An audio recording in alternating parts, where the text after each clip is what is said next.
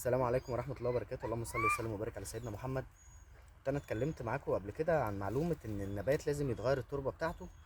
يعني نبات في قصيص بقاله سنة لازم نغير التربة بتاعته مرة كل سنة. ده على حسب بقى حجم القصيص، يعني القصاصات 38 ممكن كل سنتين، بس الافضل كل سنة. القصاصات 50 سنتي، القصاصات 60 سنتي، كل سنتين ثلاثة. طيب، شرح مبسط كده على قصيص 25. عندنا نبات الدورانتا الليموني ده بقاله سنة في القصيص اهو معانا، وقصقصناه كذا مرة. والنبات بالشكل ده، النبات بالشكل ده كده. الجذور عامله ازاي؟ ده طبعا بيحصل من عمليه الري، والجذور طالعه من القصيص برده من تحت. بنيجي نقص الجذور اللي تحت خالص بالشكل ده، ونبتدي نحاول نخرج النبات من القصيص، فبيطلع معانا بالشكل ده. لو لاحظتوا كده هتلاقوا الجذور عامله ازاي من تحت، الصلايه ماسكه نفسها. وطبعا في تربه اسمر ورمل، الصلايه ماسكه نفسها بالشكل ده، وجذور كتير قوي بالشكل ده. طيب، علشان النبات يكمل معانا ويزدهر اكتر واكتر معانا، احنا بنقص الجزء ده كده. والكلام ده ينطبق على النباتات الزينة، النباتات المثمرة كمان.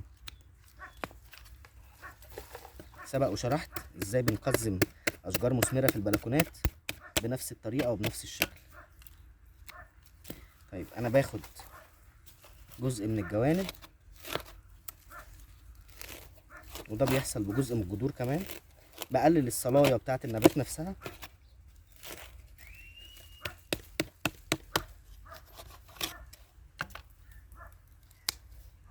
كل الجذور اللي انا بقصها دي هتجدد تاني معايا في التربة الجديدة.